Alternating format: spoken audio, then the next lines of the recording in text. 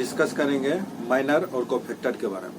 हम लोग देखते हैं कि माइनर किसको बोलते हैं, कोफैक्टर किसको बोलते हैं। माइनर और कोफैक्टर के थ्रू हम लोग जो है एग्जैक्टली डिटर्मिनेंट्स का जो वैल्यू है वो निकाल सकते हैं। तो यहाँ पे देखते हैं कि माइनर निकालना है। जैसे कि हमको कोई आपसे पूछता है कि माइनर निकालना है यदि M11 का, इस तरह से आपको देखा है तो आप समझिए कि माइनर 1 रोज और 1 क्या होगा, कॉलम होगा। इसमें आपको कुछ नहीं करना है। जो 1 रोज और 1 कॉलम के जगह पे है उसके एक हॉरिजॉन्टल लाइन, एक वर्टिकल लाइन और एक हॉरिजॉन्टल लाइन इस तरह से हमको खींचना है। एक हॉरिजॉन्टल लाइन खींचना है, इसमें देख रहे हैं एक वर्टिकल लाइन हम खींचे और एक हॉरिजॉन्टल लाइन खींचे, और जो बचा हुआ एलिमेंट्स है वो किसका, वो इसका क्या कहलाएगा, माइनर कहलाएगा। M11 का माइनर कौन कहलाएगा, पहले हम एक हॉरिजॉन्टल लाइन खींचेंगे और एक वर्टिकल लाइन खींचेंगे, उसके बाद जो भी एलिमेंट्स बचा हुआ है उसको हम क्या बोलेंगे, माइनर बोलेंगे। तो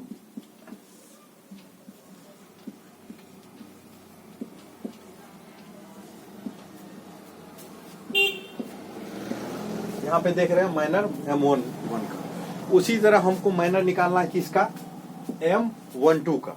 यदि M12 का माइनर निकालना तो ठीक उसमें भी ऐसा ही करेंगे, एक वर्टिकल लाइन खींचेंगे और एक हॉरिजॉन्टल लाइन खींचेंगे। उसके बाद जो भी एलिमेंट्स बचेगा उस एलिमेंट्स को हम एज इट इज लिख देंगे। तो यहाँ पे लिखिए, यहाँ पे देखिए कि ये है M12 का हमको निकालना है। M12 का निकालना है तो हम क्या करेंगे, एक वर्टिकल लाइन खींचेंगे और एक हॉरिजॉन्टल लाइन खींचेंगे। एक वर्टिकल और हॉरिजॉन्टल खींचने के बाद क्या बचता है, एक ये बचा है और एक ये बचा है। तो ये दोनों को हम क्या करेंगे, एज इट इज क्या करेंगे, लिख देंगे।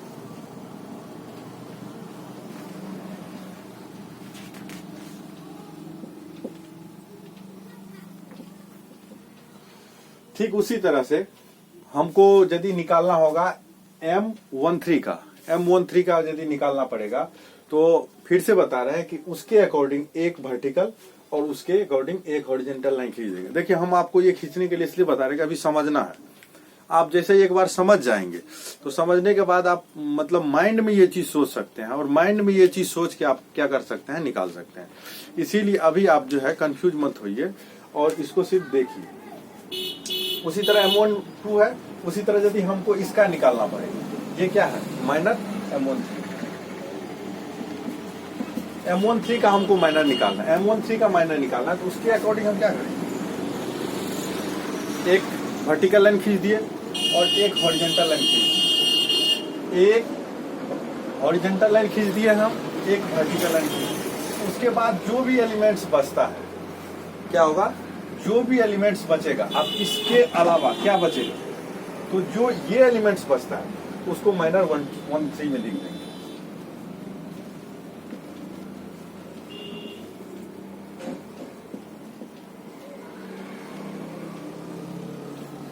ये हुआ माइनर 13। इसी तरह से हम माइनर 21 का भी निकाल सकते हैं, माइनर 22, माइनर 23, माइनर 31, माइनर 32 और माइनर 33। ये आप लोग का टास्क है कि आप फाइंड आउट करें माइनर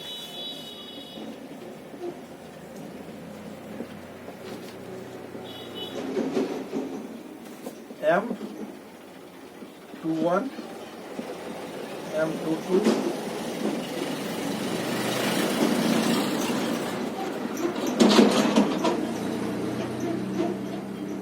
ये जो है सब का आपको माइनर निकालना है।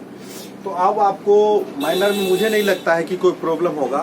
फर्दर जो है हम जो है अब आपको कोफैक्टर बताएंगे कि कोफैक्टर कैसे निकाला जाता है।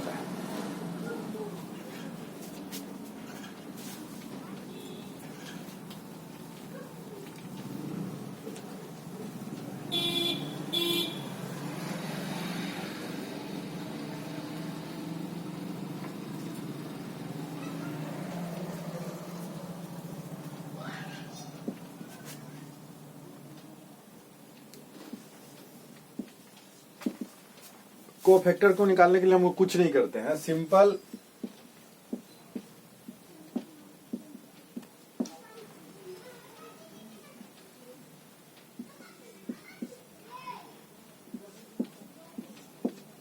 ये देख रहे हैं, सिंपल एक फॉर्मूला है, इसको आप याद रखिए, आपको वो भी याद भी नहीं रखना पड़ेगा, आप देखते देखते जैसे डिटर्मिनेंट्स आप पूरे पढ़ेंगे खुद ब खुद ये चीज याद हो जाएगा।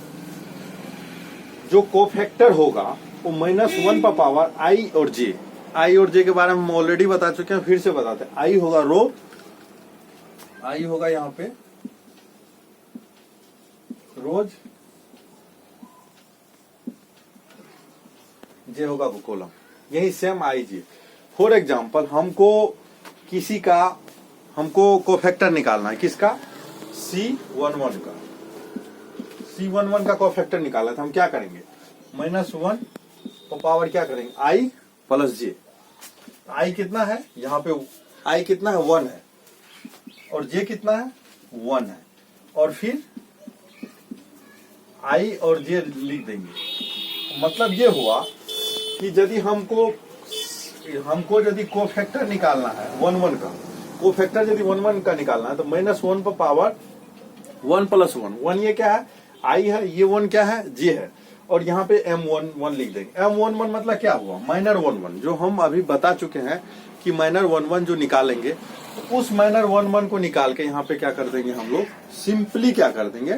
पुट कर देंगे, और जिससे कि क्या होगा कि हमारा वैल्यू जो है ना निकल जाएगा। किसका निकल जाएगा? कोफैक्टर का। और फिर आप देखिए कि इसके बाद इसी के थ्रू हम लोग जो है माइनर और कोफैक्टर निकल गया, तो माइनर और कोफैक्टर निकल जाने के बाद हम कोई भी डिटर्मिनेंट्स का वैल्यू क्या कर सकते हैं? निकाल सकते हैं। तो इसीलिए आप जो है मतलब कोई भी डिटर्मिनेंट्स का वैल्यू हमको निकालना है। यहाँ पे हम माइनर और कोफैक्टर से रिलेटेड एक क्वेश्चन करते हैं। देखिए यहाँ पे लिखा हुआ find out the minor and cofactor of 6 in the determinants. तो जो 6 है उसके डिटर्मिनेंट्स में हमको क्या निकालना है? माइनर निकालना, कोफैक्टर निकालना। माइनर के लिए आपको ऑलरेडी बता चुके हैं कि इसके अकॉर्डिंग एक वर्टिकल लाइन और एक हॉरिजॉन्टल लाइन हम क्या करेंगे? खींचते हैं। हॉरिजॉन्टल लाइन खींचे और वर्टिकल लाइन खींचे, और जो एलिमेंट्स बचता है उसके लिए हम क्या लिख देंगे? जो एलिमेंट्स बचा, तो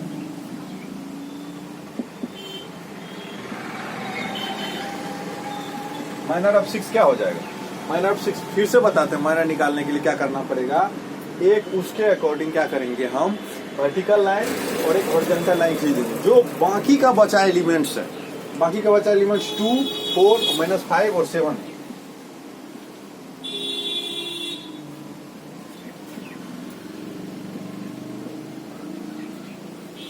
ये देख रहे हैं 2, -5, 4 और 7, ये क्या है? माइनर है। किसका?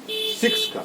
2, 4, -5 और 6 बचा हुआ, उसको क्या कर देंगे? लिख देंगे। और हम जानते हैं कोई भी डिटर्मिनेंट्स का वैल्यू यदि फाइंड आउट करना है और यदि वो 2 ऑर्डर का है तो इसको इससे मल्टीप्लाई करते हैं, फिर इसको इससे मल्टीप्लाई करते हैं।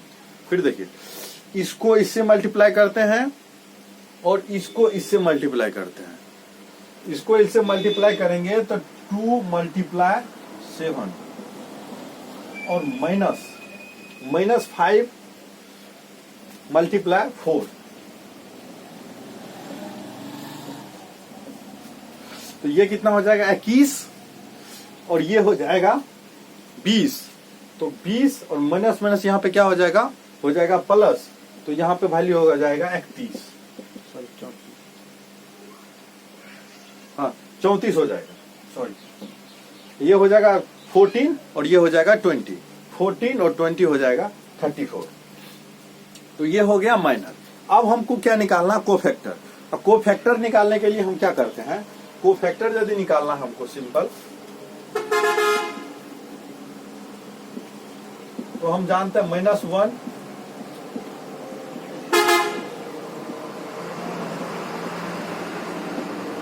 ये हम जानते हैं सिंपल फॉर्मूला। तो यदि हम ये सिंपल जानते हैं फॉर्मूला, तो यहां पे आप देख लीजिए आई जो जे और जो है ये 6 जो है वो किस पोजीशन पे बैठा हुआ है? 6 पोजीशन पर बैठा हुआ है 1 और 2।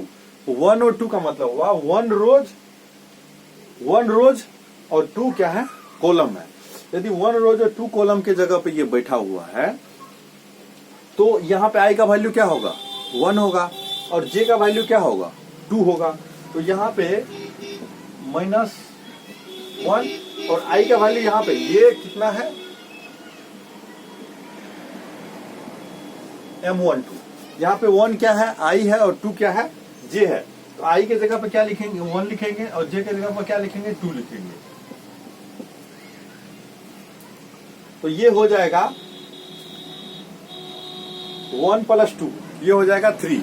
-1 पर पावर 3 हो जाएगा -1। और यहाँ पे हम ऑलरेडी माइनर का वैल्यू निकाल के रखे हैं, तो माइनर का वैल्यू को क्या कर देंगे, यहाँ पे मल्टीप्लाई कर देंगे। तो यहाँ पर कितना हो जाएगा, -34। आपको हम फिर से एक बार इसमें बताते हैं कि ये क्वेश्चन में क्या निकालना। क्वेश्चन में निकालना माइनर और कोफैक्टर। माइनर निकालने के लिए हम क्या करते हैं, सिंपली कोई भी यदि पोजीशन का या कोई भी एलिमेंट्स का हमको माइनर निकालना है तो उसके अकॉर्डिंग क्या करते हैं, हम एक हॉरिजॉन्टल लाइन और एक वर्टिकल लाइन खींच देते हैं। उसके बाद जो बचे एलिमेंट्स है उसको, जो बचा हुआ एलिमेंट्स है 2, 4 और -5 और 7, 2, 4 और -5 और 7, उसको क्या कर देते हैं, एज इट इज लिख देते हैं। उस लिखने के बाद आपको मालूम होना चाहिए जब 2 ऑर्डर का डिटर्मिनेंट्स होगा तो उसको हम यदि फाइंड आउट करते हैं, उसका वैल्यू निकालते हैं, तो इसको इससे मल्टीप्लाई करेंगे और इसको इससे मल्टीप्लाई करेंगे और इसको इससे मल्टीप्लाई करेंगे, माइनस इसको इससे मल्टीप्लाई करेंगे, माइनस इसको इससे मल्टीप्लाई करेंगे। फिर क्या होगा, इसका वैल्यू आ जाता है 34। ये हुआ माइनर का। तो उसके बाद हम क्या निकालते हैं, कोफैक्टर। कोफैक्टर निकालने के लिए क्या करते हैं हम, -1 पर पावर आई जे और MIJ। MIJ मतलब ये क्या है, माइनर है। माइनर हम क्या ऑलरेडी निकाल चुके हैं। अब हमको क्या निकाला, -1 और IJ। ये 6 जो है किस पोजीशन पे बैठा हुआ है, 1 और 2, 1 और 2, 1 रोज और 2 कॉलम। तो यहाँ पे 1 और 2 को क्या करेंगे, आई के जगह पे क्या करेंगे, 1 पुट करेंगे, जे के जगह पे क्या पुट करेंगे, 2 पुट करेंगे। तो इससे क्या हो जाएगा, -1 पर पावर क्या हो जाएगा, 3। और यदि -1 पर पावर 3 होगा तो उसका वैल्यू आएगा -1, और इस माइनर का वैल्यू हम ऑलरेडी निकाले हुए 34। तो इसको क्या कर देंगे, 34 से मल्टीप्लाई करेंगे, ये हो जाएगा -34। Thank you. हम लोग यहाँ पे क्या करेंगे, कुछ क्वेश्चंस है जो हम बताए हैं अभी माइनर और कोफैक्टर्स, उससे रिलेटेड कुछ क्वेश्चंस है। देखिए, minor and cofactor of -4 and 9 in the determinants. -4 इसका माइनर एंड कोफैक्टर निकालना, और 9 का, 9 मतलब इसका माइनर और कोफैक्टर निकालना। 4 का यदि निकालना है तो आपको बताया, 4 ये इसको ढक देंगे, इसको ऐसे ढक देंगे, -2 और 3 और 8 और 9 इसका माइनर हो जाएगा। और फिर उसके कोरस्पॉन्डिंग हम कोफैक्टर निकाल देंगे। फिर 9 आता है, 9 का देख लेंगे, इसको ऐसे ढक देंगे, इसको ऐसे ढक देंगे। ये जो वैल्यू है ये क्या हो जाएगा, माइनर हो जाएगा।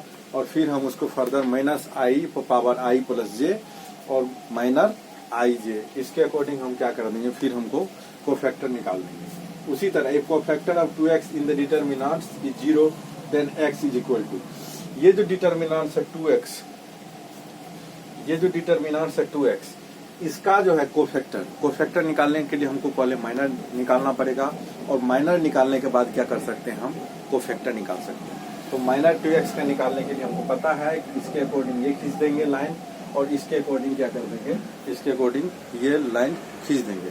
इसके अकॉर्डिंग जो है 2x के अकॉर्डिंग ये लाइन खींच देंगे, और उसके अकॉर्डिंग उसके बाद जो x -2 और x -1 और 0, ये जो हो जाएगा, ये किसका हो जाएगा, माइनर हो जाएगा। और माइनर निकल जाएगा तो माइनर के बाद हमको मालूम है कोफैक्टर कैसे निकालते हैं।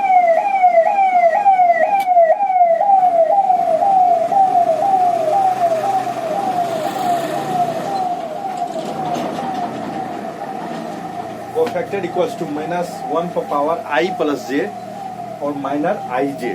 फिर से देखिए, cofactor equals to -1 power i + j और माइनर IJ। I क्या है, रोज है, और J क्या है, कॉलम है। I क्या है, रोज है, और J क्या है, कॉलम है। तो माइनर निकल गया, उसके बाद क्या कर देंगे, कोफैक्टर निकल जाएगा। इससे क्या है, और कोफैक्टर का जो भी निकलेगा उसको क्या कर देंगे हम, 0 के बराबर कर देंगे। आप एक बार क्वेश्चन बनाना, यदि ये क्वेश्चन नहीं बनेगा तो हम आपको फिर से बताएंगे। फिर क्या है कि cofactor of the demand second row of the determinant, जो सेकेंड रो का डिटर्मिनेंट है। सेकेंड रो का मतलब हम क्वेश्चन में बताए थे, फर्स्ट रो क्या होता है, सेकेंड रो क्या होता है और थर्ड रो क्या होता है। फर्स्ट रो फिर से बता दें, ये होगा, सेकेंड रो ये होगा, ये थर्ड रो होगा। तो इसमें क्या है, सेकेंड रो का, ये सेकेंड रो डिटर्मिनेंट का जो सेकेंड रो मतलब ये जो है, ये सेकेंड रो, इसका हमको क्या निकालना है, सेकेंड रो का हमको निकालना है कोफैक्टर। तो मतलब इसका भी निकालना पड़ेगा कोफैक्टर, इसका भी निकालना पड़ेगा और इसका भी निकालना पड़ेगा। तो 3 का कोफैक्टर निकालना पड़ेगा। इसीलिए यहाँ पे ऑप्शन में क्या है, 3 वैल्यू दिया हुआ है। तो आप ये क्वेश्चन, तीनों क्वेश्चन एक बार ट्रायल कीजिए। ट्रायल करने के बाद यदि आपको नहीं बनता है तो आप मुझसे पूछिए, कमेंट बॉक्स में कमेंट कीजिए, आपको हम फिर से बताएंगे। Thank you.